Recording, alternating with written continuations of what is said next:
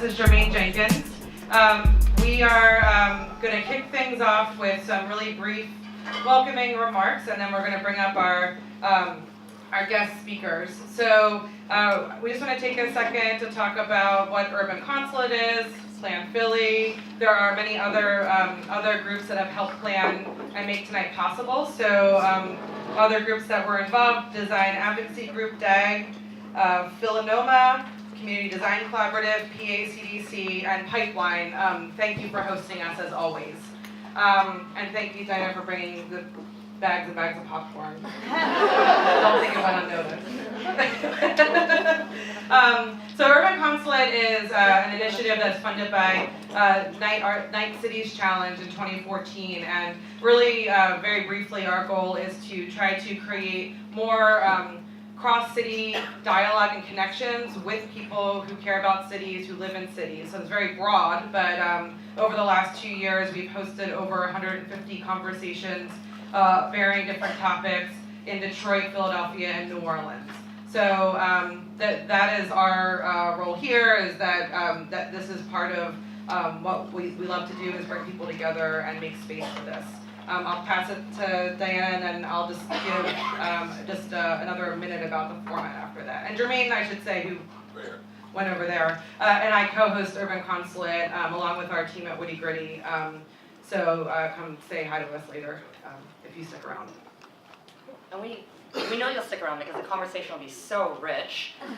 So my name is Diana Liu. I am with PlanPhilly. I'm the community engagement editor. And as Michelle mentioned, this is a group effort we spent. I was a part of this for about 6 months, but I know the conversation leading up to this event took probably about a year in the making. So what we're seeing now is the beginning of 3 subsequent events which will follow, but what happens tonight will help us fuel how we shape the next 3 events, and Michelle will talk more about the format. PlanPhilly is a project within WHYY. We are a news site, and we cover everything around the built environment in Philadelphia. So transportation, historic preservation, sustainability, economic development, anything that's going on at City Hall. If there is an art commission meeting, our reporter Jake Bloomgardt will be there.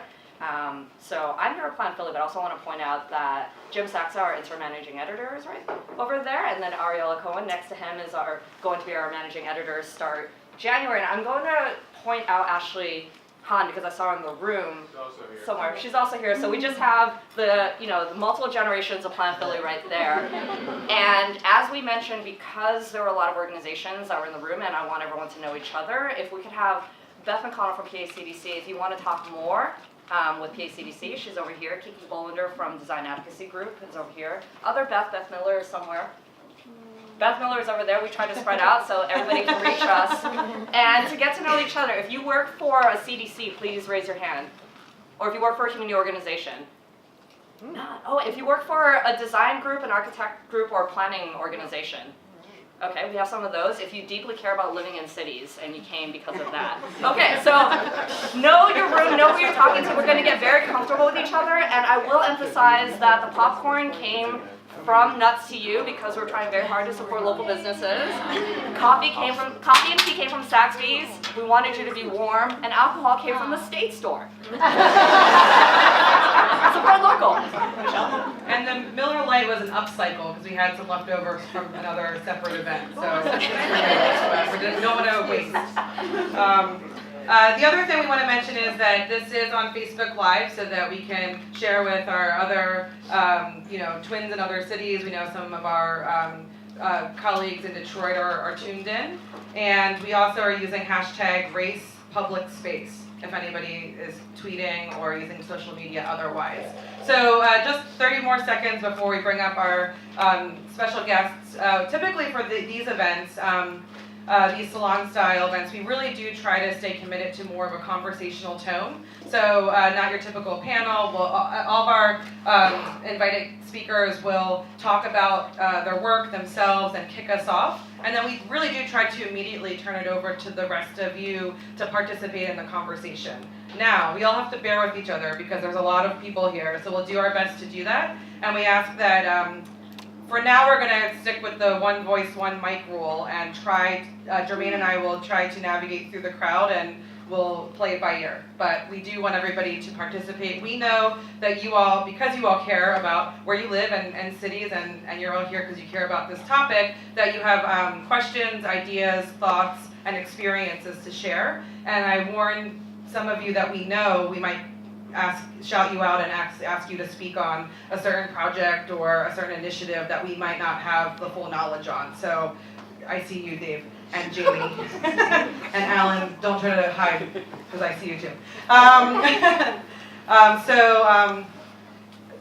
That's it. So without further ado, let me bring up Taya, and should we bring everybody else up? Okay, we're gonna make it very dramatic. Taya Winn.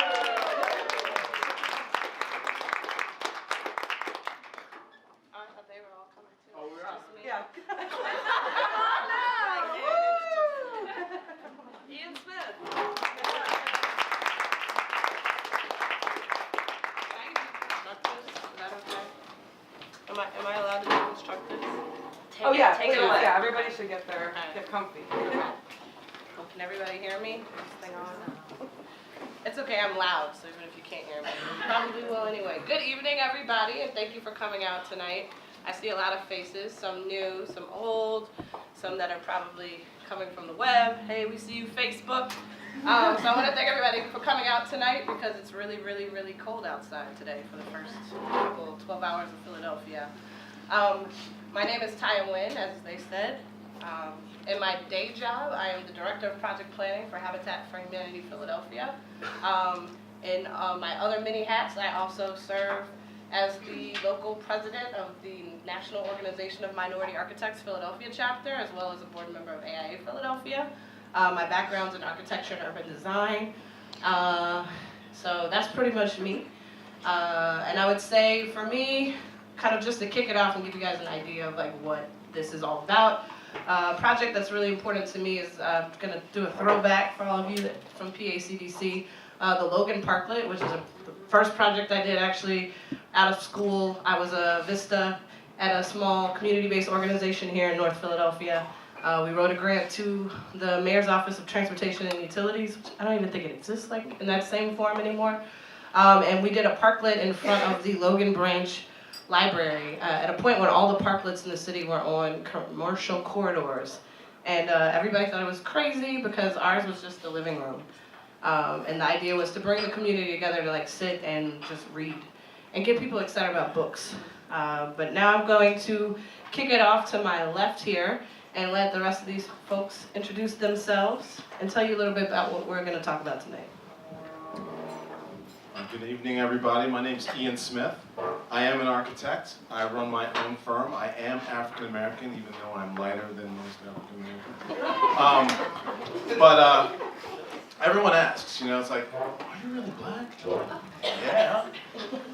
Why should you ask? So, but you know, doing architecture, you know, in some ways you have to kind of speak for a lot of, you know, different hats, and in some ways I've taken that on ever since, you know, I went to RISD, being a freak at RISD, and then going on to Yale and being an intellectual at Yale, and, you know, taking that on. You know, I think part of the things that I've been lucky to figure out is the power of being the one in the many, and then figuring out how to observe like a writer does, and figure things out, process it, and hopefully represent it in a way that can meet the masses. So, you know, hopefully tonight, as we approach this, you kind of see my technique of how I really hope to enrich and enliven the public sphere, the private sphere, and use my powers for good, as I like to say. Thank you.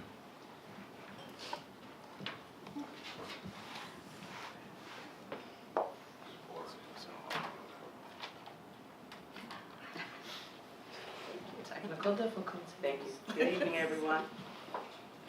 My name is Majeedah Rashid. I'm the Chief Operating Officer of the Nicetown CDC. And I want to thank you for having me here.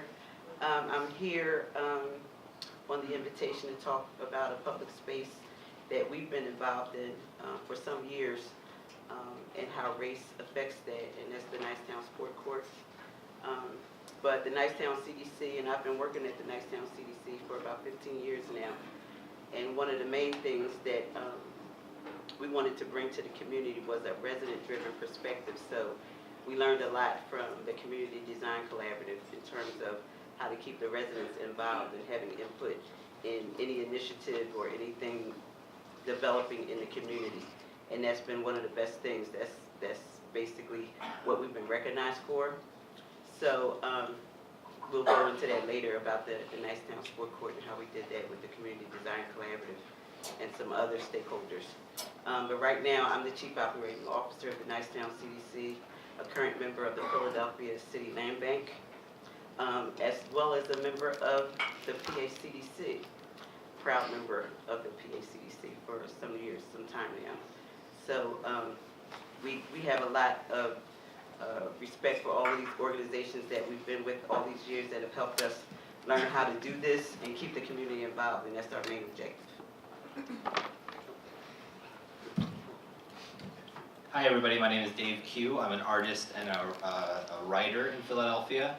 Let's see, I have worn many hats throughout the community process in different points of it. I have worked for the city, working as the Percent for Art project manager, so commissioning art projects with your tax dollars on behalf of the city, so thank you for that, and also you're welcome. Let's see, I have kind of jumped into the conversation as an artist working on community projects with Asian Arts Initiative, and now I think I will mostly be speaking about my work with Asian Arts Initiative, working on a cultural planning process for the Callow Hill and Chinatown North neighborhood. We've been planning for the last year and are excited to be shifting into kind of implementing 2 projects after learning about what actually exists in the neighborhood, understanding who's there and what's there and what are the desires for the future, and are kind of shifting towards what should we do to kind of address those issues of equity. How in the planning process we really try to center the immigrant voices in the neighborhood, the history of artistic, the artists that have kind of settled in the neighborhood and have called it home for a long time, and all the social service organizations that are in the neighborhood. So really looking at equity and equitable development as in the future of the neighborhood. All right, thanks guys, and I'm excited to hear and see where this conversation goes. So I'm sure all of you are wondering, like, race and public space, what are we talking about? And it could mean so many things. So I wanted to fast forward about a year ago. A big event happened. I'm sure most of you are now very familiar with it, where we had a slight leadership change in this country. And of course, there was a lot of outcry on Facebook. So how the impetus for this event kind of came about is there was somebody on Facebook in a group, I think it's Urban PHL. Anybody here in the Urban PHL group on Facebook? Yeah, half of you are, I know. I see you commenting every day. So I was not in the Urban PHL group, and somehow somebody called out something in some thread, and they were like, hey, how come, like, where are the black architects? Like, I don't see them anywhere. I don't really remember exactly how it came up, but like somehow I got added like 1,000,000 times, and like my Facebook notifications blew up. And I'm looking down like, what is this group? How did I get in this? And so somebody suggested like they weren't the right person, but that we needed to really talk about race and community space. And they kind of referenced an event that had happened at the University of Memphis that a bunch of friends of mine had hosted. And so everybody was like, oh, you need to bring them to Philly. And I said, that's great, and I love my friends, and I'm sure they'd love for you to pay for them to fly out to Philadelphia, but like, I also know that there's a ton of people in the city that are already doing this work, and we don't need people outside of Philadelphia to kind of have and shape this conversation. So this group of us started getting together, and we have like the longest email thread in history, most of which were mentioned at the beginning by Michelle, many of which are here in the room tonight, trying to figure out like what could we do? What do we talk about? How do we really get other people to bring this collective idea of what is race and space and community design and public realm together? And so it went on and on and on and on for months. We met like every week on the internet. We were having conference calls, and I think it was a nice exercise, because at first it was like, oh, we're gonna do this event and we're gonna do it at City Hall or through a PACDC event, and then we were like, no, like then the people who this affects the most aren't gonna come to the event. It's gonna be a whole bunch of other people like us in the room. And we said, well, we don't want to do that. Like, do the communities that are being affected by these issues, do they feel the same that us practitioners feel about these issues? Are we just like projecting it on them? So then we were like, okay, we're gonna go out in these neighborhoods, we're gonna go to North Square, we're gonna go to Chinatown, we're gonna go to North Philly, we're gonna go to Far West Philly. We're gonna ask the people, like, what do they think? What are their issues? What's important to them? So this is really like a kickoff for this initiative. We will be hosting a subsequent series of workshops in actual communities, and we're trying to get to the hot button issues that are affecting people. But then race in public space came up because it was something that was pressing, it was relevant, it was prevalent right at the time here in Philadelphia. And so just to kind of give you guys an idea of like things that we had been thinking about and had been hearing about, obviously a few weeks ago it was the outcry over the Take Down the Monuments movement in New Orleans. And like the removal of the last Robert E. Lee statue and the public outcry that brought to Philly about the Rizzo statue, and us having a discussion in our thread about that. We talked over the summer about some of the work that Monument Lab was doing over the summer around Rittenhouse Square, banning sitting on the public wall, and like fears of homelessness. We've talked about rebuild a lot. Shout out to Dave Cole, sitting in the back. We've talked about like, what does that mean? Like, this is a big initiative for the city of Philadelphia, and it's really changing face about the way that we are engaging the public in discussions about space and design. And so it was really important to us to kind of use this space to kind of kick off that conversation. So with that, I gave all of the speakers a challenge, and I want to hear from them. And I challenged them to think about, because each of us are obviously ethnic minorities, in case no one could tell, right? And I asked them to think about the first time they were confronted with the realization that they were their race in a public space and what that was about. So I'll reverse it this time. I'm gonna start with Dave. Keeping it exciting. I can't, so thinking about that question, I can't think of a first time. I think it's just kind of been something prevalent throughout my entire life. I think of myself as a 1.5 immigrant. So I'm not first generation, I'm not second generation. First generation is you were born in a different country and you emigrated somewhere else. Second generation is you were born in that country, but your parents aren't from that country. I was born in Korea, but my parents moved here before I was 1. So I grew up here. I have this same, I love hamburgers, you know. My grandpa fed me a can of soda every single day, which my mom did not like, and she said, you know, his teeth are going to be terrible, which they are. You can't do that, my grandpa said. These American kids, they drink soda every day and they grow up to be Michael Jordan. He's going to be Michael Jordan. So it's just inherently part of my narrative to be, you know, not necessarily unwelcome, but also not totally fitting in here in America. And then I would, take my mom's side of the family remained in Korea, so I would visit them pretty often. I would go back to Korea, and people would say, "Hey, your clothes are too big. Your clothes are too big. You're different. You're not from here either." So it's just a constant narrative, a constant like thinking of not understanding where my identity fit, and just being out of place both here in America and in Korea as well. So I can't pinpoint a moment of realization, but it's just kind of something I've thought about and dealt with my entire life. Ms. Mike. I would say probably the first I remember would probably be elementary school. And I grew up in North Philadelphia, near 20th and Girard, around the, near Girard College, as a matter of fact. And I kind of remember that the elementary school that I went to, it was different actually from the section of the neighborhood that I went to Bates School when I was young. And that area around the school was primarily Caucasian. So when we went to school, sometimes we got chased home from school by the Dirty Andes, I'm a little older than you guys, so we had these crazy names. But one of the, those times in the schoolyard when you're kind of afraid to leave the schoolyard and things like that kind of stick in my memory. And then growing up, I remember when I was young also, I saw Martin Luther King at Girard College. They marched around the wall. They said things like, if King walked the Selma and Moses walked the water, we could walk the wall. So that's something that never left my memory in that particular space around that around that college is something that will always be with me in terms of remembering what my race was as a child, and it stayed with me as I grew up.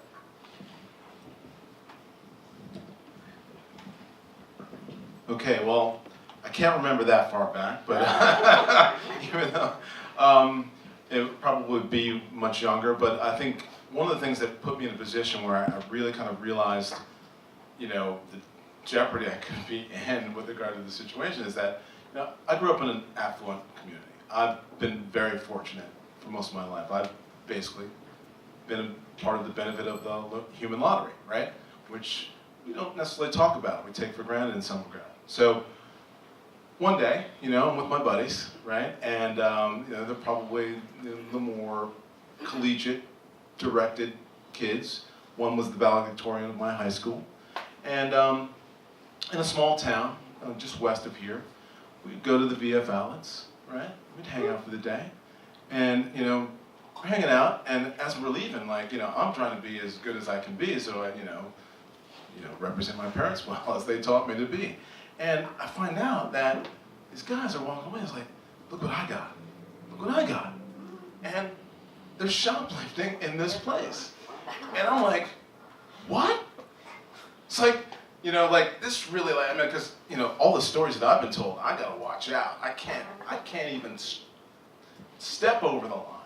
And to find out these guys that have everything in the world are doing this and challenging the authority, I'm like, wow, this is crazy, So, after that point in time, I had to make decisions when I went out. I'm like, you guys, hang out over there. I'm gonna go over here. We'll regroup together, but I don't want to see you or whatever you have, until we get out of that situation. So, it's tough when you don't have those, those kind of rules. You have to figure it out for yourself, especially when an affluent group can take advantage of the world in a weird way where you're not sure if you can. So that's probably one of the most poignant moments in my life. All right, well, thank you all for sharing that, because I know it gets a little personal. But I think that's something that is really important to bring up, right? Because public space, the word public, we think this is a thing that means it is for all. It is for everyone. No one owns it. Anyone can inhabit it. The whole point of public space is that it's kind of like this great equalizer.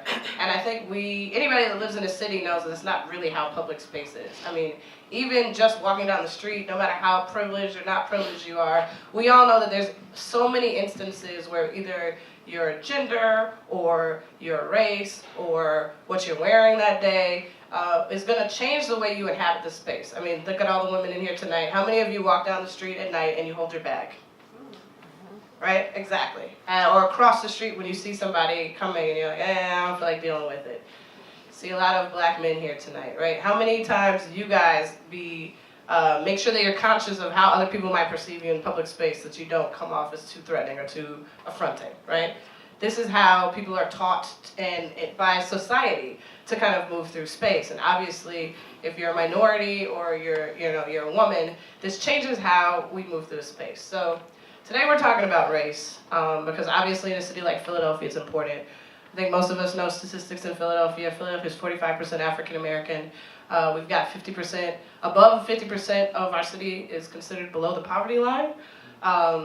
And we've got some of the most affluent, downtown areas in the city. We're sitting in one right now, right?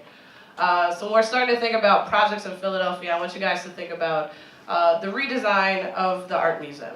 I want you to think about the 100th anniversary or the 150th anniversary of the Parkway.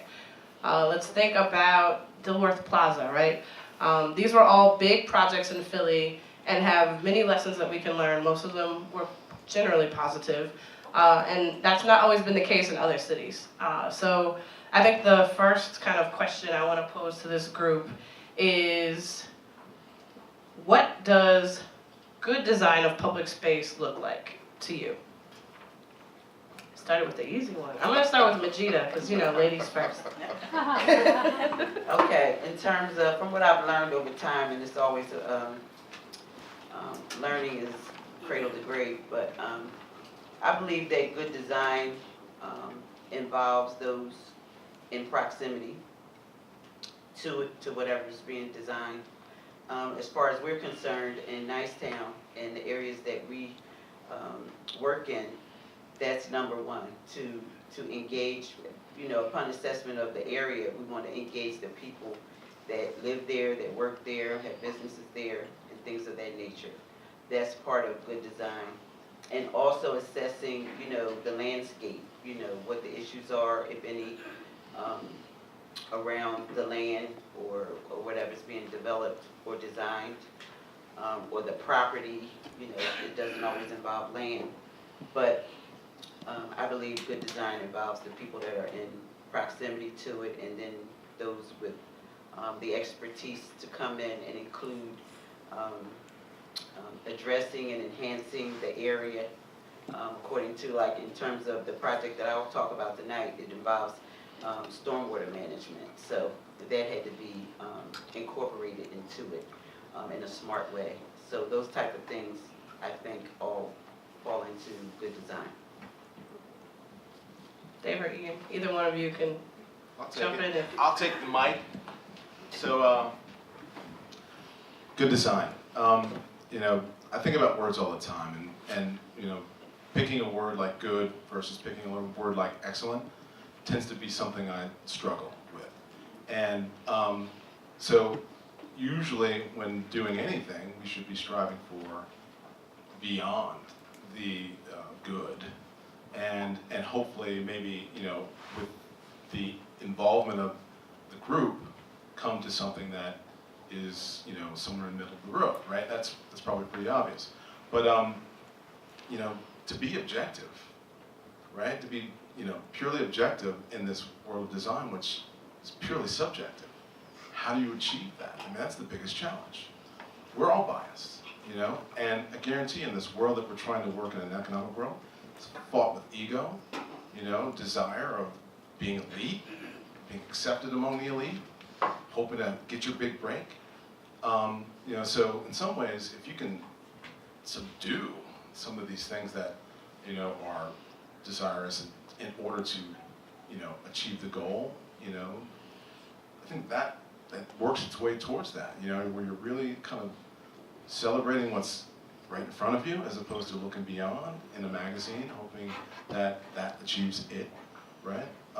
It's often that I see that, you know, and the hope is that, you know, if you can influence the environment by observing and celebrating the banal that's already functioning really well, that you might get closer to what's real.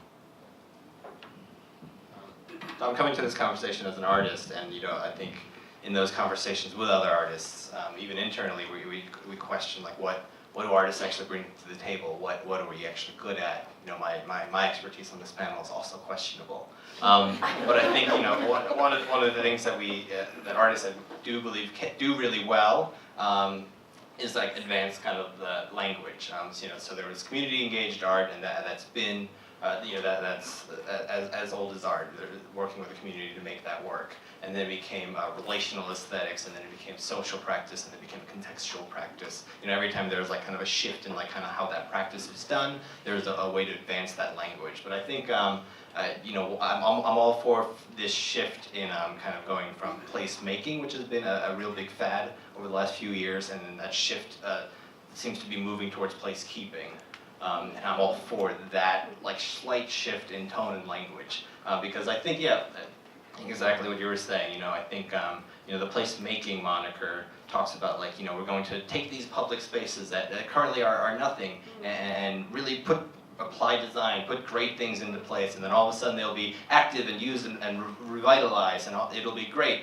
But, you know, it's by designing something and putting something into place, you know, that kind of assumption that there's nothing going on is a dangerous assumption. It is an assumption that ignores its public space. Even if it appears as if there's nothing, there are people using it because it is space that we have in common, and to ignore, like, usually in the placemaking sphere, you're designing for middle to upper class. You're saying there aren't enough middle to upper class people using this space, and we want more of those people kind of in here. So I appreciate, yeah, the good. When I think of good design, is understanding, you know, who is actually using the space, getting really deep into not getting past that assumption of like there's nobody here, there's nothing here, actually understanding who is using a space, how is it being used, and then making sure that your design accommodates and continues to celebrate those uses of space. Yeah, I think that's a good point. And also, I think what's important is to also notice why people might not be using a space. I think there's a lot of instances where spaces appear dead, and it's for a really good reason. I call them like public memorials, because usually that means something bad happened there, and everybody's now avoiding it because of that memory. So I like to keep it interesting, try to keep the audience awake. So I have a question for you guys. How many people in the room are familiar with the Highline Project in New York? Show my hands. Okay, everybody, good, good. I was hoping that was an easy one. That was your softball. So my next question is, from what you've read or experienced in person, how many of you think that it is a positive example of development in a city? You guys are a harsh crowd. Jeez. All right, so I mean, like maybe 10% of you? So I guess we're not a forgiving room here. We don't like the High Line apparently tonight and race in public space. So that's a project that stands out to me. When I was in architecture school, it was the project. It was in every class. We went and visited it. We tracked its construction. I mean, it was a big deal. There were some really important designers that designed it. Would it surprise you to find out that one of the design teams had a minority architect?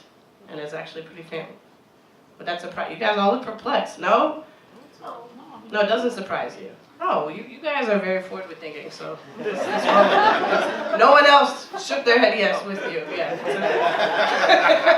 And I guess one thing that came up recently is that the developers at the High Line have actually, now that it's almost finished, and obviously it's being reiterated in other cities. We've got one coming here to Philly with the Rail Park and Calhoun Hill Arts District.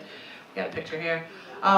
The developer's now saying, after years and years of it being like the project, it won every award, it was the sexiest thing, everybody had to go. He's now coming out and saying, yeah, we might have messed up there, and like if we do it again, we need to do it differently. And so I think that's a really interesting conversation.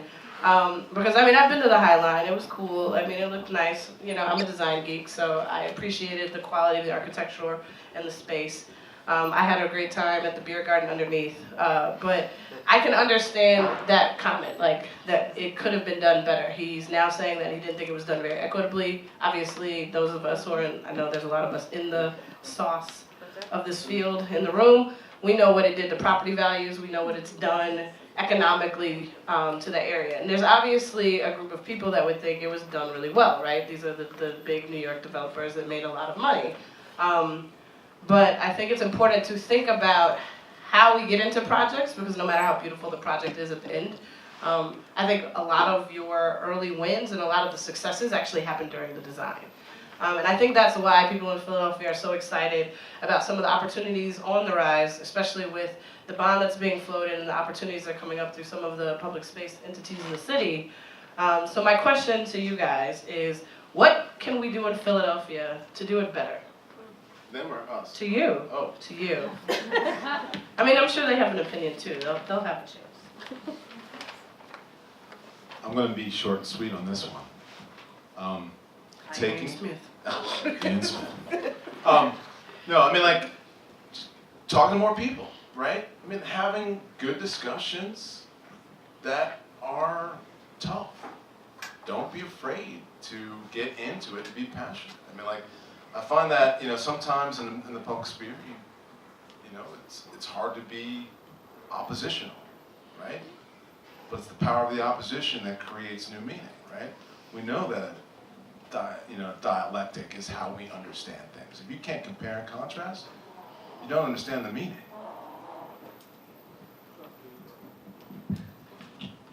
I know it's not specific, but but we'll get into it later.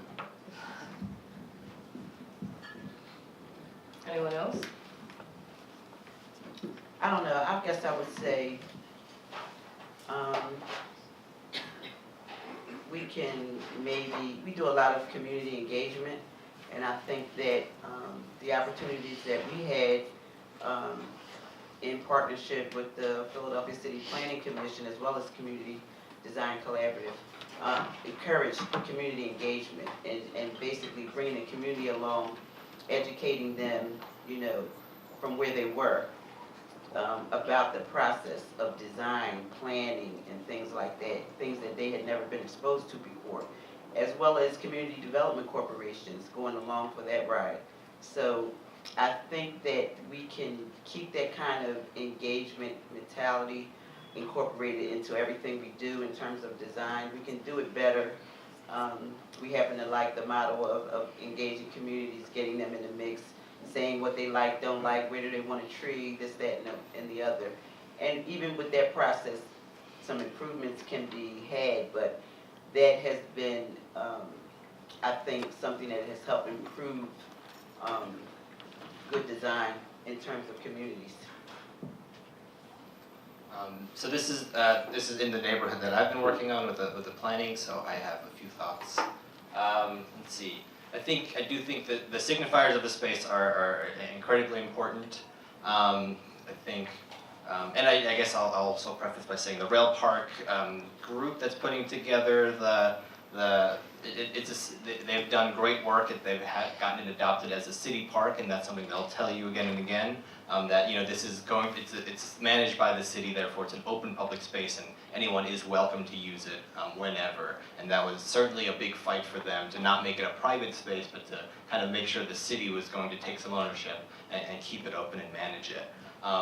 And I think the design of it, they have an impossible kind of task ahead of them in that there are so many different constituencies in the neighborhood, and so many, they get compared to the High Line endlessly when they were planning the rail park before the High Line ever was a thought. So screw them. But it's so they have everybody's wants and hopes and desires on the rail park that's about to open, and it's impossible to make everybody happy. But I mean, I will say it's incredibly important to make sure the signifiers of space are tuned correctly. I did this project as an artist where I did everything Facebook told me to do for a month, and it was just trying to understand, is Facebook, the way a friend will recommend something to you, and you're like, oh, I wouldn't normally check that out, but yeah, this made me happier. You knew me very well. Is Facebook's algorithms kind of trying to make me a better person? So I went to everything that it said I was invited to. I tried everything that it was you might like this. I was like, I don't like it. So I tried it. But at the end of that month, after going to hundreds of events, I realized it's I don't go to everything in Philadelphia. Nobody goes to everything in Philadelphia, and because there is you don't have a purpose in those places. And I would be at a slam poetry night, and I'm just I don't know what I'm doing. But everyone else had the purpose of being there and enjoying themselves, but I had the purpose of I'm just here fulfilling these tasks. But it also helped me even though it was a false purpose, it was a purpose, and I got to see so many nooks and crannies of the city that I never see. So that invitation, even though it was false, was an actual invitation.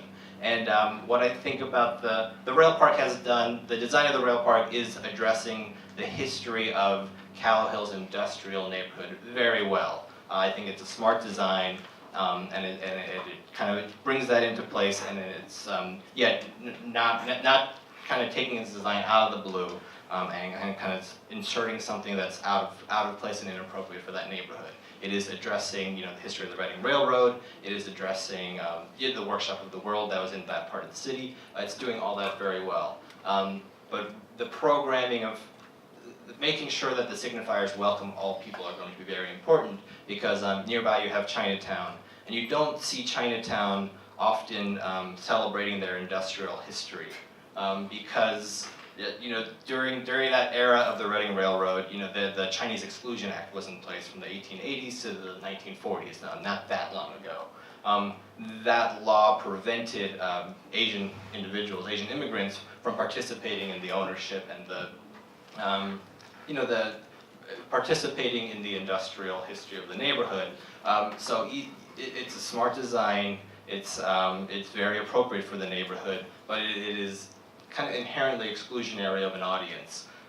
So in the kind of the language of like opening a city park and language of having a specific design, I think the programming and making sure those signifiers to ensure that all audiences are welcome are going to be important to make sure that that space lives up to that promise, that impossible promise that the Rail Park group has to live up to. Yeah, and I think that's great insight, especially when you think about, I guess, the community process and planning. I think it's crucial to really get on the street and hear some people. And now we're going to turn it over to a little bit of audience participation. And Michelle and Jermaine have the mic. But first, there's some people in the audience. So guess what? Everybody that knows me, you won the lottery. You're going to have to talk. So I actually want to call out some folks in the audience. I see back here, Philip and Melissa, thinking about the North Fifth Street planning process that you guys had. Is there any insight that you guys can share? Because I think you were working, one, in a part of Philly that I bet most people in this room don't know where North Fifth Street is. And two, with a population that's not often talked or represented even when you talk about North Philadelphia. And if you could provide any like tidbits about how you guys think that you had to go above and beyond to kind of make sure you engaged everybody. So we recognized early on that the traditional public planning process wasn't really going to work in our neighborhood because it was it's all immigrant. There are how many languages? Like 30 languages spoken at the local high school. Yeah. I don't remember a lot. A lot. And a lot of these folks don't understand community meetings. They don't understand, right? It's really weird, right, that I'm here with a microphone talking to all of you. Like that's a very culturally specific thing. So we did a lot of focus groups. We had a lot of like really, I would say, unorthodox engagement. Our public meeting was the sidewalk. We did the poster board that Interface Studio designed, and they had designed this really fantastic poster board that asked like one question, and it was, what do you want to see on Fifth Street, right? Yeah, it was, we did an event around Christmas time, and so we had our like winter festival on North Fifth Street, and we had a series of activities that the participants, basically just passersby on the street, could participate in. So we had our table set up and a whole bunch of jars. And by the way, Interface Studios came up with all this. We're just sort of along for the ride. Yeah. And there were a bunch of jars, and each participant got like a nickel, a dime, a penny, and a dollar bill. And it was like, if you could spend your money on North Fifth Street on the following projects, what would you spend it on? One jar was like more lighting, one jar was street cleaning, another jar was safety, what have you. So people could spend their money as if they were spending their actual tax dollars and whatnot. And then I think because it was Christmas time, we also had like Santa's wish list for North Fifth Street. We also probably did some placard photos and whatnot. What do you want to see on North Fifth Street in the year 2020? Things like that. Yeah, so it really wasn't about sitting around a room talking about like what do you want to see. It was really like activity oriented, and because we had so many languages on the street, we really tried to use a lot of graphics, and because Interface is so great with visual stuff, we were able to really take advantage of that. And then we just really we had multiple fora. So we had focus groups, we had sidewalk meetings, we had one or two community meetings, but we really didn't rely on the community meeting as our main source of engagement. Thanks, guys. I want to point that out because I actually already knew about the project because I worked in the neighborhood adjacent to them. And I thought that was a really interesting thing because they really broke down the walls of the community meeting. So often community meetings look just like the room we're in now, where there's like a person standing in the front and there's a slide deck and they're going to talk to you like this, and people just came from work and there's no food, and you just see the whole community just like sundown. And then you're like, nobody cares about this space anymore. Like, the people talking about it probably don't care about it anymore. It's boring. And so really thinking about how we engage people in the public, because especially in instances of public space, like nobody engages the public space sitting like we are in this room right now. And like trying to keep that, the intent of the space and design that back into the process. And so I think that's something that's really important. And now, does anybody in the audience have a question? I see a lot of you that have been like starting, like you had a question. The mic is back there if anybody does. Yeah, just raise your hand. And also question or even comment, experience, anything like that. Yeah. Yep. And just bear with me, guys, we're gonna do this together. Teamwork makes the dream work. Alright, just basically piggybacking on the two statements the two in the middle indicated as far as communication and within the community, and talking with the community to get what they want. Like I live in the Temple Town, I guess that's what you call it now, and they're about to build the stadium. With communication, we've been doing it, and it means nothing. We did the community engagement, all that, it means nothing. They're still going to build the stadium. We don't want it. Well, yeah, they trying, but we don't want it. And they're not really listening to what we're saying. So to me, in theory, what you're saying works, but in actuality, it doesn't work. It doesn't work. So what do we do? I know it's a loaded question. And when it comes to like doing things that challenging, I mean, we're all faced with those challenges where they're more impasses, right? I mean, you still gotta get up, you gotta go in, and you gotta record whatever it is you're dealing with. You gotta put it down, because if you don't have the record or the anecdotes or the stories that can be articulated, replicated and put out there, it doesn't resonate. I mean, like, it's just like marketing for anything. Marketing's hard if you don't have a marketing crew, but if you document it and hopefully, communicate it and try to get your groundswell, it may have an effect. It may not happen then, but it could happen if you are persistent. It's just, one thing, kind of got me today when I was listening to WHYY. Yay! Right? I was listening to Marty Moscoway and like talking about Cindy Bass's thing on these these bulletproof glass removing this, and I'm thinking, wow, man, they've been talking about that for 50 years. I mean, like not 50 years, but 30 years or so, trying to remove that. And I guarantee you, people wanted to have it done faster, and it didn't happen fast enough for them. They moved on, but people kept on complaining and trying to come up with a new way. And guess what? She said enough's enough. She drew a line in the sand.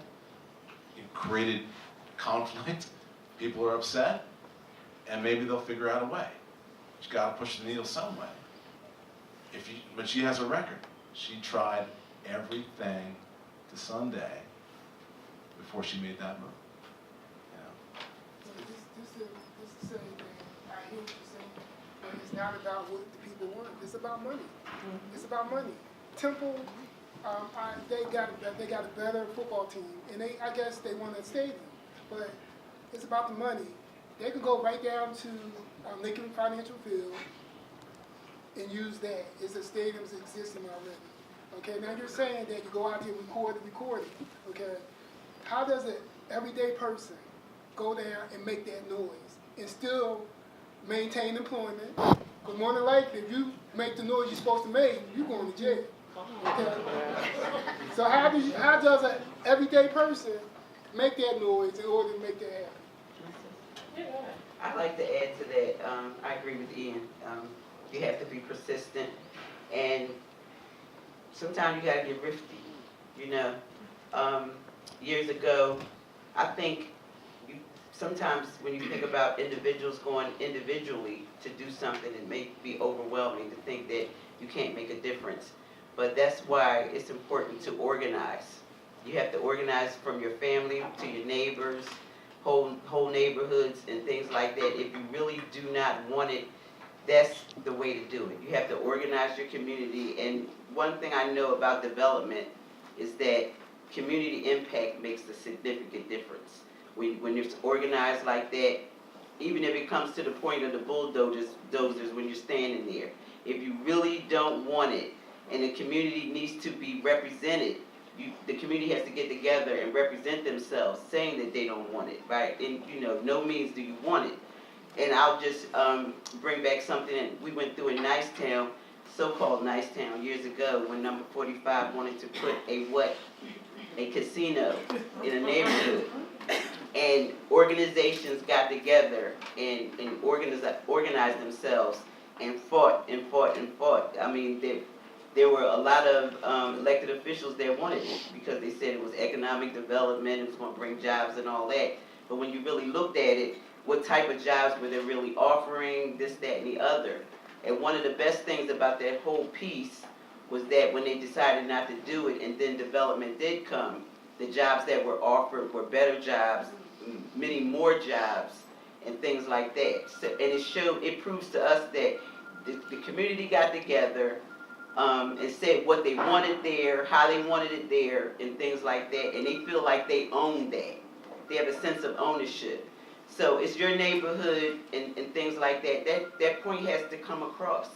That it has to be brought across that these are our neighborhoods, we're here, we don't want these cars piling up in our neighborhoods and people doing all kind of things all around our homes. You know, it's the hard way, it's a challenge, but the community has got to get together, they gotta organize themselves and fight it. I'd also say you gotta organize, but you also gotta educate. I feel like Philadelphia is a city, I mean, I work in design, right? I've been to so many contentious community meetings, and I know like most people hate them, I love them. I think they're like so entertaining. Because I don't, like generally I'm going in a neighborhood that I don't live in, and I get really excited to see people get excited about the design. Win or lose, good or bad, I'm like, at least they have an opinion. Right. Like they're here, they're making themselves known. I feel like as a design consultant, I'm generally in a role where I'm either representing the community or I'm representing the project. Like, I don't have any skin in this game. It's not my money. I'm not making money on this project. So generally, I think you've got to be vocal, but you also got to educate yourself about the process. Because Philadelphia is actually one of the cities I've learned where it's actually really easy from the public perspective to insert yourself into a development process. We've got so many stopgaps. We got Tell us how, Taya. Tell you how. All right. I mean, I think one, definitely you got DAG brings up a lot of these issues. know about this. Can I say something? Yeah, I mean, absolutely. with the design advocacy group, we did not know that the stadium was that far along. It's the sort of thing DAG would be all over like fleas on a dog. Sure would be. Because I don't care how well designed that stadium is. I don't care how beautiful it is. It's the wrong thing. And I think we need a stronger web amongst people in this room so that you can have like a SWAT team, and Veronica's with DAG as well. Yep. Yeah, so I'm with that, and I'm also with a group called BRIC, Building Relationships and Communities. And so the spring of my senior year, I don't know, I think it's been like a year? Has it been a year? I don't know. We dedicated a semester to doing research as to how the stadium would affect different kinds of stakeholders. And so we analyzed how it would affect the actual football team, how it would affect the actual main campus, how it would affect the community, how it would affect the city, and what was the other one? And the students. And so throughout that process, we kind of started with the intention of like, let's find out, like, because so much bullshit was being like spewed as to like, this is going to be like helpful to the community, blah blah blah. And so we really wanted to understand the issue, and by the end of it, we kind of came to the conclusion, this is why we're against the stadium. And so, I mean, stadiums are a very interesting subject because they're mostly built with public taxpayer money. So the link was built with our money. It's on city land. Right, and then you're taking a private company that is then taking complete control over it, not letting its people use it, and the fact that one of the biggest public universities can't use the stadium because it's too expensive, even after the public built it, is a really big issue that we should be talking about, and this affects us as a city, you know, more than just like North Philadelphia community. Aside the fact that stadiums don't actually create any economic revenue, it just displaces it because like people have like a set entertainment budget, and they're like, you know, instead of going to see a movie, I'm going to the game or whatever. But after doing all that research, you know, we are kind of just like this group of people that have no resources to actually expand it and put it out there and make videos and make this campaign, right? Because we're all so busy and we're so strapped for resources and time. And I think that's something that we really should talk about, in that it's not easy to organize and do it well when you're tackling all these issues, right? Or like dealing with all these issues of capacity, for, you know, using jargon. But, you know, that's the kind of stuff that we should be talking about is like how do we support each other a little better and make sure that these things get out there and people understand how they actually affect them. So just telling us to organize well is kind of hard to balance when you have life and you have all these other things going on. I'm gonna, Jamie had her, okay, I'm gonna go here and then hand over here, and then I'll work my way other parts of the room. Hi, my name is Jamie. I'm with the Fairmount Park Conservancy. I wanted first to thank you for having the conversation. I think it's important and timely and complex. We've talked a lot about engagement. We've talked a lot about organizing. I just wanted to make the point, if it wasn't known, that with regards to public spaces, there's a wonderful network of community organizations all across the city that take responsibility for stewarding public spaces and engaging residents at public spaces. So for example, at parks, there are over 100 park friends groups throughout the city that are really important participants in engaging their neighbors and what should happen at public spaces, and in making sure that public spaces reflect the communities that they are housed within. With respect to recreation centers, there are recreation advisory councils that are working very hard to do the same thing. And with respect to library, there are library friends groups. So I just wanted to point out as we carry out this conversation, and especially as we touch on community engagement, that there are literally hundreds of organizations in the city working really hard to try to also participate in these conversations and to make sure that the spaces within communities authentically reflect the residents. And I hope that as you move on with this program, that they will be invited to be a part of it. Absolutely. If they're not already in this room. And as Michelle passes the mic, I guess to touch on this idea, like, you can't just tell us to organize. I agree with you, but I think there's so many organizations out there, and I think Templetown is slightly a unique situation because I've been working in community development in Philadelphia for 8 years. It is probably one of the few areas in the city where there's not a defined community-based organization at the present that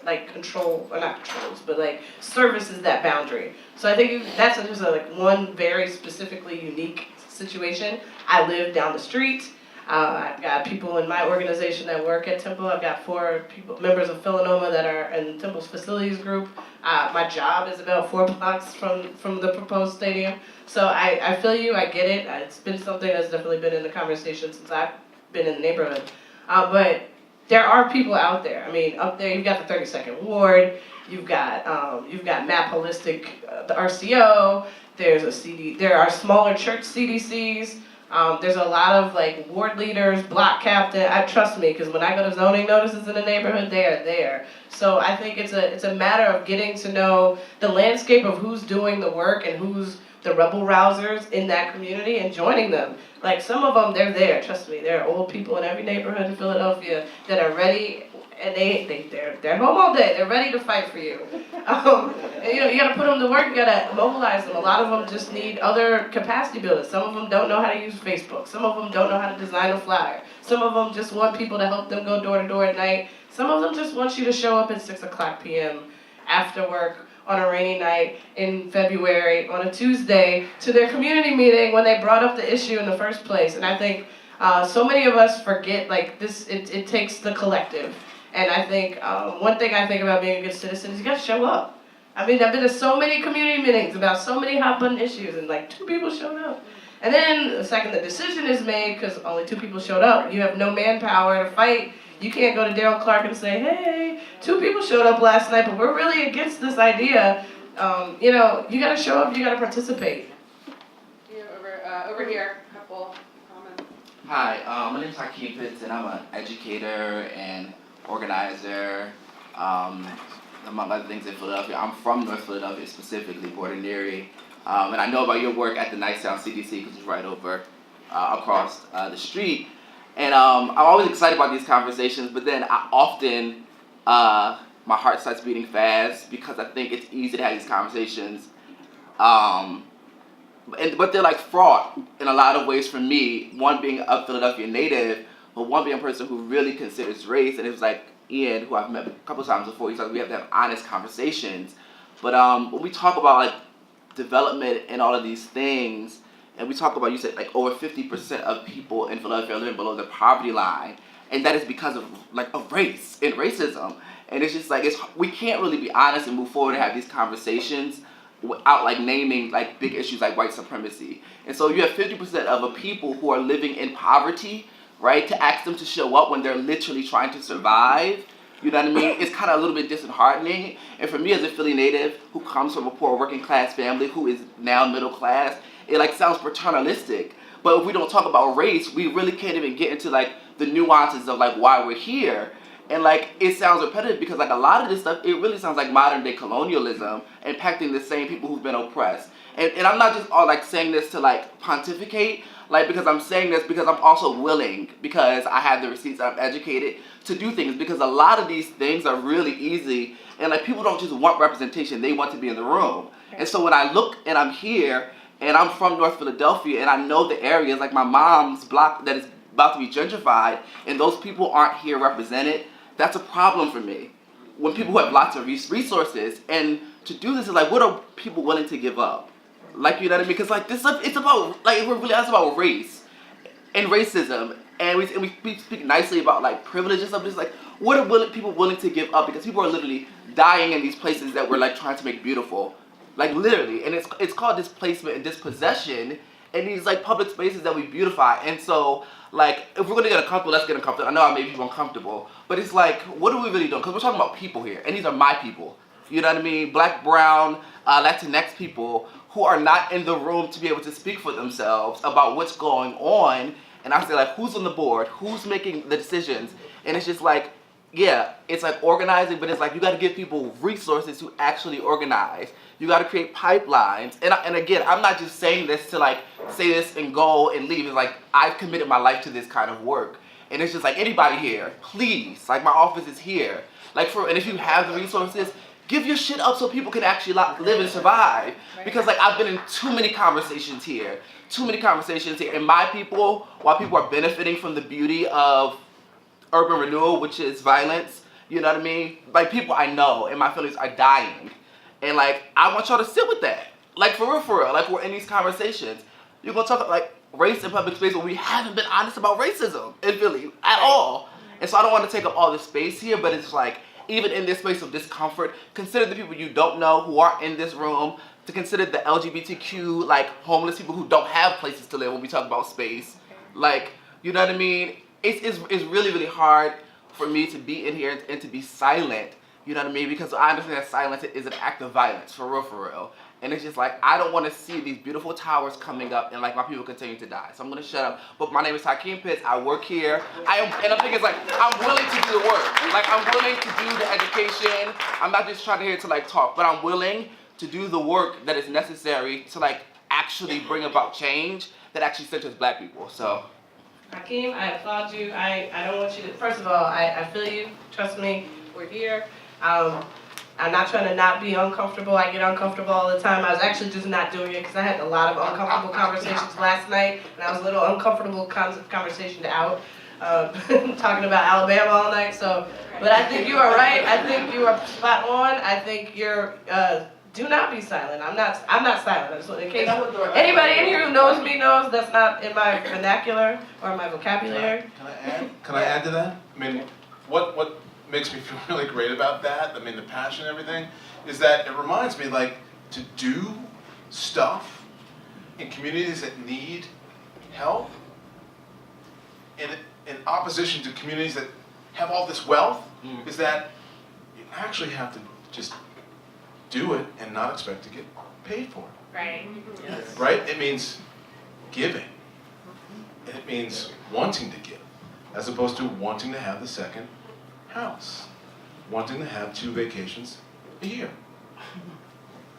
wanting to, be able to show off on Facebook where you win, and maybe just do something, and walk down the street and smile at everybody you see. Maybe talk to people in an elevator, right?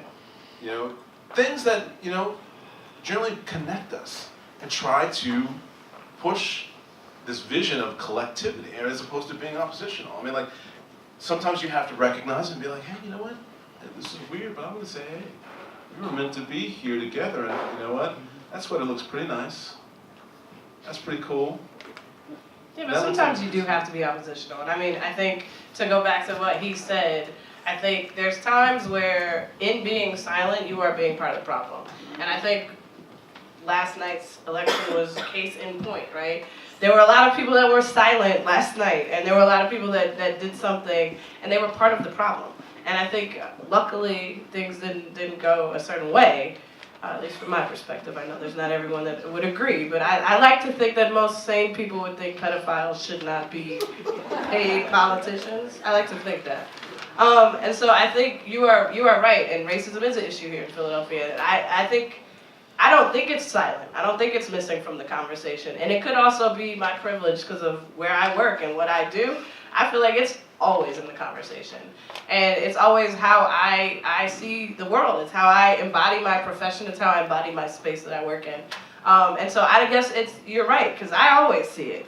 And I sit in meetings every day and I think, like, does no one get this or did they miss it? But there are people out there of all backgrounds, of all races, that are trying to fix the issue in Philadelphia. And I think they're not in every neighborhood yet, right? Because resources, like you said, are short. And I think people do need to share resources. But I think it's about connections. And I think you're in a great space. There's a lot of people in this space. Not a lot, but there's more than none. And I think it's about connecting those dots and bringing stuff back. And I think, unfortunately, when you are a minority and you do live and work in a space and you've transcended, that is our responsibility, and it sucks because it's a burden to bear, right? I have lots of friends that graduated from school, they got their jobs, they went out and they could live for the American dream of the white picket in the vacation home, and I'm like, no, I gotta go back and I gotta fix stuff because there's people that were back there. That's the survivor's remorse that we bear when we're professionals. And I think you're right, but we gotta keep moving the needle. To get back to what Veronica was saying, you gotta keep moving the needle, right? To get back to what you were saying, you gotta keep being vocal. Because there are processes here, and you're not going to win every battle, unfortunately. But if we stop working, nothing is going to change. It's going to keep getting worse. So. Hi. Hi, my name is Shakira King. I am a West Philadelphia native, also an educator, am a co-worker of Hakeem's, and also am a member of Black Lives Matter Philadelphia. It's very interesting that I just happened to stumble upon this space tonight with my coworkers.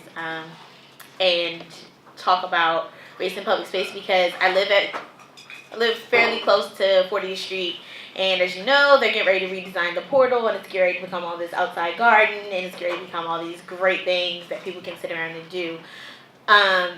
But the issue that I want to pose to you all this evening is that why wasn't that an idea from the beginning? What I see from designers and people who tend to come and rebuild or gentrify neighborhoods is that they think that black and brown people don't like green spaces. I don't know, like my family is from the South, they grew up on a farm, we love green spaces. So something that I want to pose to all of the people who may be architects, who may be working on something in the city, is that you should consider what's already there and the people who are already there and ask them exactly what it is that they want. Because that's a big thing. I'm also seeing a lot of of the murals being torn down, things that I've grown up with my entire life, and it's breaking my heart because they're pieces of my childhood that kids in my neighborhood that I mentor will no longer be able to see, and I will no longer be able to reference because they're being torn down to put up a brand new fancy schmancy plastic sided condo because they want to tear the brick down. So my, and to that point, also seeing memorials of people that I've known that have passed away that are painted on the sides of buildings being torn down for the sake of, oh, well, we don't want to remember that somebody died here due to violence. But I think it's important to remember that people have died in these neighborhoods due to violence, again, because of racism, again, because of, when you have a city with such a large, deep poverty gap, that's an issue, and you need to be reminded that this is what's going on and what has gone on in the neighborhood that you are moving into and is becoming trendy. So that's all I really wanted to say, is to be more mindful and respect the people that are already in the spaces that you want to be in. Shakira brings up a great point about the designers. now. You know, we are talking about public space is designed. And it was something that came up in a lot in our conversations because I'm gonna ask for, you guys are gonna be annoyed with me. So if you are behind the first two couches and you're on the second two couches, anybody that's in this space in the middle, can you stand up for me real quick? I promise I'm only gonna be for a second. I just need you guys to stand up for visual. Big dramatic. Everybody, all of you guys right here, all of you guys right here. If you're sitting in this like middle space, I want you to stand up. There's about 25 of you standing here. I want everybody to remember this number, 25. There are 25 licensed black architects in the city of Philadelphia. There are 25 licensed black architects in the city of Philadelphia. So when you talk about these neighborhoods, and people say they want to see the designer's reference, this is how many people can service 45% of our population. If you're talking about having representation, you guys can sit down. There are 40 in the state of Pennsylvania, 18 are in Pittsburgh, and there's a couple in the counties. So there's just not that many in that space. And I think it is important to remember that as the design professions, we've got to get better. I mean, that's something we're all working on. I know there's a few of you in the room tonight. There's a few colleagues in the room tonight. There's not enough of us in the professions that service this stuff. I mean, we can talk about why we're not going to. That's a whole nother city lobby, right? For a whole other day. Why aren't there more minority design professionals? But until we can really get equitable in the professions that do the work, you're not really going to see overwhelming change across the landscape, right? You're not going to have that kind of representation. And I think we've got to remember that diversity has to work in multiple directions. It has to be race, it has to be gender, it has to be backgrounds and socioeconomic status. I promise you, the black folks in this room, we all don't have the same backgrounds. Ian already told us he was a lucky little boy. And I know there's people from Philly sitting here like, man, that was not my childhood experience. And you need everybody's voice at the table to do it. And I think it's something that we've really got to work more on. I think that's something that I've been trying to work on in my own field. But I think it's something that as the public, as the people that are hiring the firms and hiring the consultants, you've got to be vocal about wanting it. Because I'll tell you one thing, firms sure do find people when they need to, right? There's a lot of corporate firms that have had to change their entire model because they were getting clients that said, you're not representing me. Right? And you're starting to see a lot of firms that are across the country looking more like United Colors of Benetton because they're like, oh, we're doing, and people are doing projects all over. There's Project Dubai, China, like the diversity's out there. And until we get all of us working to alleviate the problem, it's going to be hard to move the needle. Do you know the story of the first black architect? I wish I knew his name. Which first black architect? Which first architect? That's what you're talking. I'm recalling Are you talking? a black architect in Los Angeles as a private architect. Are you talking about Paul Revere Williams? Yeah. From the 1950s? Because I assure you that he was not the first black architect. Not the first black architect. Because I don't know if you knew, but the White House was designed by some Africans. Right. But I just understand the story of Paul Revere Williams. throw it out there. But yeah. Go there. I like Paul. Go. Well, I just understand the story of Paul Revere Williams as, you know, he was an architect, and in order to kind of build a practice, he had to learn how to write upside down and backwards and draw his plans upside down and backwards because his clients were uncomfortable sitting next to a black man. So he had to learn how to do the basic work of architecture, but also, you know, in reverse, in backwards, and that's how he had to overcome extra hurdles for his practice. Absolutely. And another thing, he just won a big design. He won the top award from the AIA, which is our national organization, last year, the Gold Award, the most prestigious award for your career. He's been dead since the 90s. He was awarded posthumously, and he designed LAX, so that like one infamous image of LAX everybody's ever seen, that's him. I mean, you want a Philadelphia story, anybody know the Union League? Right? Union League was actually designed by a black architect. He also designed the Art Museum. He also designed many buildings at Penn and at UVA. He was not allowed in the Union League during construction. His name is Julian Francis Abel. If anybody lives in South Philly, around South Philly Tap Room, there's a mural for him in a park down there. So, I mean, there's stories out there. We've got a long history in the city, but they're not often told. So, I think it's just about reminding the public and bringing it back up. I mean, again, all of you are in this room. Think about that when you're going out and you're engaging professionals, right? Everyone has the right to say, why isn't X represented? Where are they? Where are they? in any neighborhood across, I mean, we're talking here tonight a lot of black and white because that's pretty much the crowd, but there's a whole bunch of people that are left out when you look at the landscape of the city. I'm gonna try to get you the mic because I know people in the back can't hear. Oh, you have somebody? Oh, sorry, Stuart. I'll get you though. I just want to say that one of my favorite public spaces, at least this far, is Dilworth Park, because I remember when it was being constructed. I remember my dad being really pissed about it because he's a union worker. But anyway, I think that is one of my favorite public spaces because you see literally people of all races getting together, playing together. Like, it's a very interactive design. But I also remember the conversation as it was being built around, oh, well, who's this really for? And and mind you, from like a lot of white people were kind of like bringing on this conversation. So I really appreciated her point about black people not necessarily like quote unquote appreciating like these sort of spaces, because like obviously we do, and obviously these spaces are inclusive, or should be inclusive of everybody. And obviously like we can all appreciate good design. Like I feel like a lot of the times those sort of things tend to be ranked by class. Like, oh, so these people couldn't possibly appreciate this, and so obviously it's not for them, but that isn't the case at all. And hopefully, as more public projects kind of pursue or whatever, that those sort of things can be considered. But I think that's a great example. What I would really love to see though is like, can we get Dilworth Park at like 60th and Osage? Right? Like, can you get that type of space in that type of community? I think you're right. I think spaces need to bring people together across the divide, but we definitely got to also get some of those spaces back into the communities. I think, yeah, Michelle. My name is Devon. I'm not actually from Philly. I moved up here about a year ago from North Carolina, but I do work in construction management. And I think there's two courses of action that have to take place with all of this. With the whole storytelling, number one, I didn't know that anybody black had anything to do with designing LAX. Like, I had to go look that up and put that on a shirt for myself.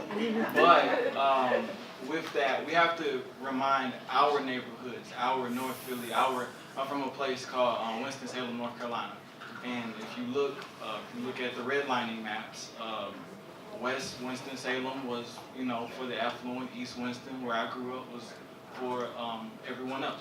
So you have to remind people from West Philly that your people have already done these amazing things. And then you have to, for the people like myself and like all the other, persons of color that are design professionals, and that work and have ascended to this corporate level, we have to continue to remind our companies and our organizations that, we are in this space, and we partially or more, more of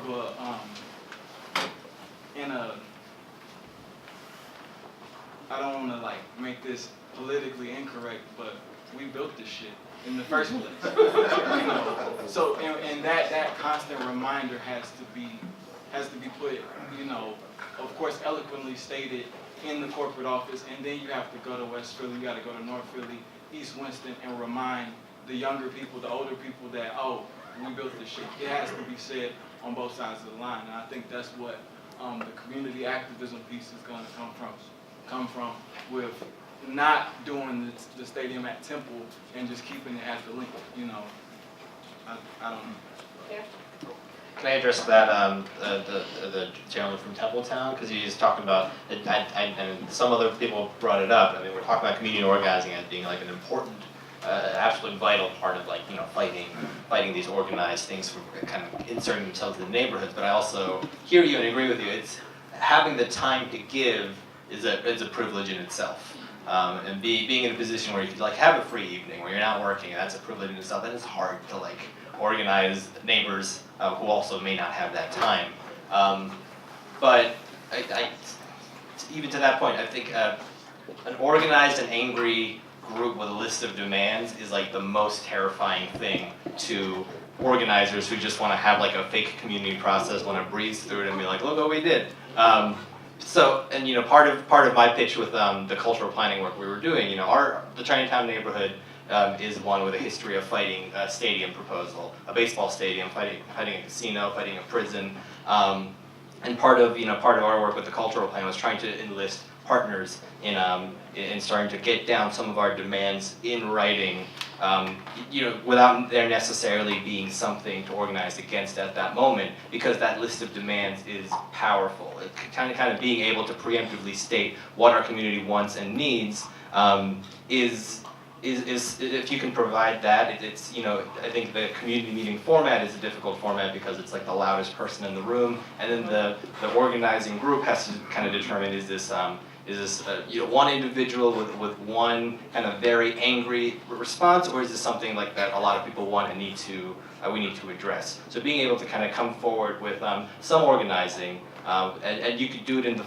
format that makes sense, but being able to kind of offer that list of demands is a powerful tool. It's terrifying to anybody who's just trying to not listen to a community's demands.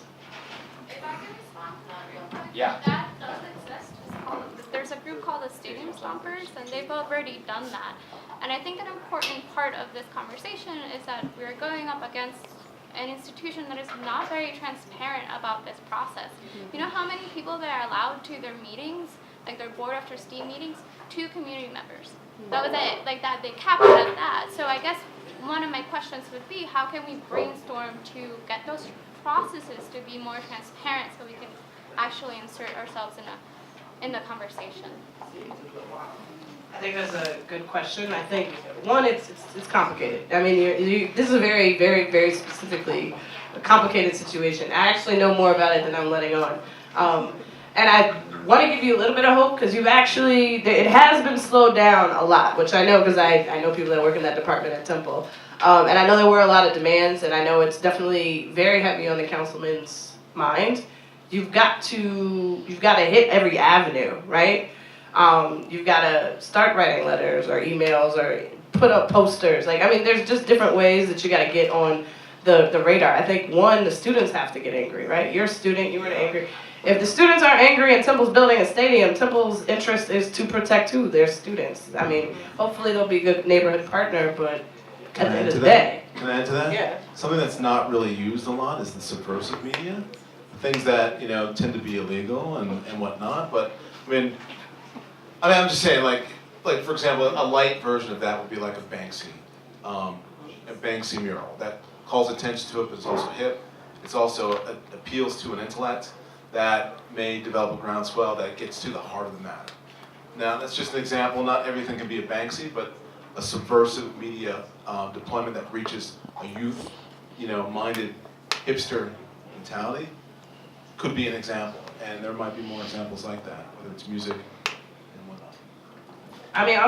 You're in a good position, right? You're in this room. Kiki's right here. Get her card. Set a meeting. Say, how do we take this to DAG? How do we take it to DAG? You got WHYY and PlanPhilly in the room. Right. Go over there and say, hey, Ariella, can I get a story? Can you work with me? Can we get a story? These are the things that you got. You got to use every resource that you have in the book. But there are community organizations. I hear them all the time. I work in the neighborhood. They're fighting it. You might not be able to stop the stadium. I don't know that we can. People try to stop the practice stadium, and it's definitely there, right? But then you gotta get in that process and try to make it the best eventuality you can for that neighborhood, right? I will tell you, they did hire a black architect that is sensitive to this subject, that does campus designs across the country. They're a great firm. You might have to work within the system of this thing is coming, but then what can we get back from it? What can we do to make it the best medium? Because you're not going to get everything every time. Sometimes there's going to be a compromise. Can I say something? Yeah. Also about that. In terms of what we're supposed to be addressing in terms of race, somebody mentioned redlining. And I know PlanPhilly just did a fabulous job on a piece, Mr. Baumgartner did a piece on redlining. And one of the things that, if we don't know anything else, we know that we discovered that racism has not gone anywhere over time. If 45 didn't do anything else, he let you know that they came out the hills, they came out from everywhere. And they feel good about the fact that now they can talk and say what they want. There's an extensive piece at the Art Museum right now that shows redlining maps from decades ago that you can overlay them now. And they're the same. They're the same. They have not changed. They may have gotten worse in some areas. And part of our knowledgeability about that came, there's an NPR piece that's going to come out soon. They've been doing a study. They happen to have been looking at redlining across the nation and found that it's concentrated in Pennsylvania, Philadelphia, and really targeted in North Philadelphia area, where there's this hike, and they're like, well, what's going on here? And they came here to start studying it even closer. Things have not changed.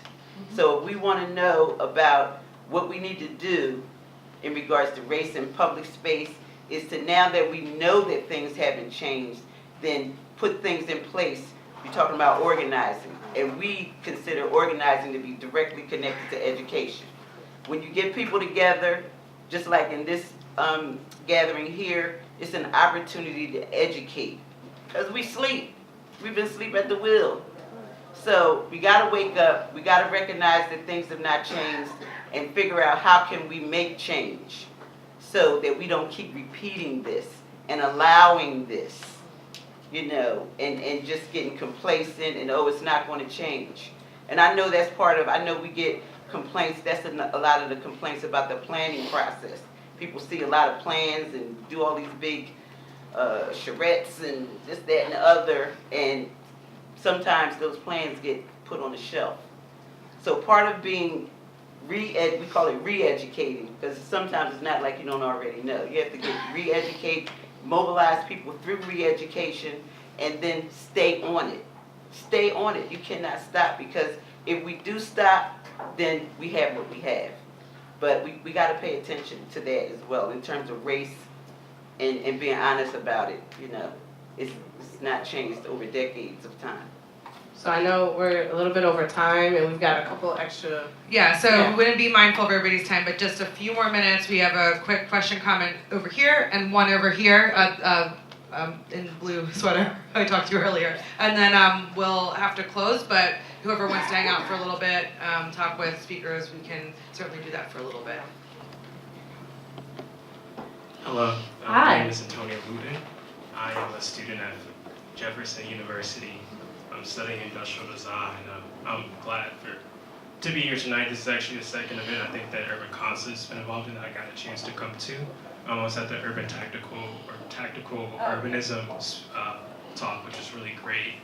One of the questions I had, kind of courtesy of what you brought up, being in construction management, about, you talked briefly about youth or students, and my school is comprised of a lot of design students. I think 25% of our population is in the architecture program alone. One of them is actually here tonight. I want to shout out Inga, and also Esther over there too. So my question for the crowd and then also the panel is, how do we bring conversations like this to the classroom? Because I know confident that even though I'm not in architecture, I'm studying industrial design, these are not conversations that we're having, but I think that they are valuable because I am somebody who considers social equity to be a part of the work that I do. So, yeah. All right, so this actually teed me up because this is good. One, I think you gotta get involved. Like, student organizations are key. Let anybody, you go on Facebook and ask anybody. Like, I've been this problem and thorn in people's sides for a very long time, and I started in school. I asked every difficult question in every class. I mean, I literally had to drop a studio once because we were gentrifying a neighborhood and it was a real life project, and I was like, I can't do this. I'm the only black person here. Do you guys not see what you're doing? Like, cut me out of this class, yo. Like, I gotta go. Like, I cannot participate. You gotta bring it up, right? Because a lot of your professors, I'm sure, first of all, I know Jefferson. There's not that many that represent any of you that are represented here tonight, right? They don't know. They don't live this life. They can't teach it to you because you've lived it. You have to teach it to them. You gotta push the school to bring speakers. I've spoken at Jefferson many times on this issue. I had a speaking unity week last week because architecture students complained at graduation that they had not seen a black architect, and they were like, oh, can you come speak? Like, you've got to be vocal and you've got to get involved. Otherwise, it's not going to happen. You've got to create your own projects. You got to do independent studies. You got to leave campus. I mean, Jefferson is far. I know, because whenever I go up there, I'm like, oh my gosh, this is far. You got to come out to other events. You got to get involved. I mean, there's organizations across the city that represent minorities of color across the design professions, right? Find them. Somebody's around. Like they've lived this. They're gonna be willing. And honestly, people love going to talk to design students. It's funny. Like design students can actually mobilize the most people to come visit them for probably like the least amount of funds I've ever seen in my life. So you just gotta push it and don't stop. So just one more question, comment over here, and then we'll wrap up. Okay, hi, I'm Joanna Douglas. I build on the water and off the water environmental programming at 3 sites in Philadelphia, 2 on the Scoop Hill, 1 on the Delaware River. And I would love to share some like ideas and experiences of how designers can work with people building programming and events to engage people that are already in that space and create visibility before developers start licking their lips and plotting on spaces. Also, I wanted to offer up a resource for, you guys were talking about the Temple Stadium, and you brought up the point of, you know, you want to organize and you want to do action, but there is the fear of being like going to jail or getting arrested. There is a group that I work with in other realms of my life called the Philadelphia Bail Fund, and it's phillybailfund.org. And they are working to get rid of the cash bail system in Philadelphia and also do post bail for people. So that's like a resource just to take away some of that fear that comes from wanting to, you know, go forth with direct action. So. Thank you. So, any final? Go ahead, Ty, you wrap it up. I mean, this has been a challenged conversation, right? It's a hard conversation. It doesn't get any easier. I thank all of you for vocalizing your thoughts and your opinions tonight. I think we all know now, like, there's just more work to do, right? There's more work to do. And so I guess, one, thank you guys for all sitting here and listening. Thank you to the speakers. Thank you to Michelle and Jermaine and the rest of Witty Gritty and Diana and WHYY and PlanPhilly, because we've got to have more of these difficult conversations. And they're not easy. They take planning, they take money. Everybody here was willing to put it up for tonight. And so I challenge all of you, like, hold everybody accountable, hold us accountable. We said we're doing 3 more of these in neighborhoods. We haven't picked which neighborhoods yet. We have some ideas where we think we want to go. If you got ideas, let us know, right? You can always find me. You Google my name, every piece of my personal information unfortunately pops up in a Google search. I can't hide from anybody. So, I mean, let us know, because this is what we're trying to do. For all of you in the room that had like very specific questions, there's a lot of resources still in this room. I know some people have left tonight. Get the business cards. Put their number in your cell phone. Figure out where they're going to be next and how you can show up or ask or get involved. Because it's going to take the village. Right? That's all I got. And we'll, if you registered for the event, we'll send an email out as a follow-up and give you some way to contact and submit ideas. And then if we don't have your email address, there's a notebook over here. And like Taya said, also just reach out, and if there was somebody here that spoke or that you heard from that you want to get connected with, we'll do what we can to make those connections. So thanks again, everybody, and have a good night.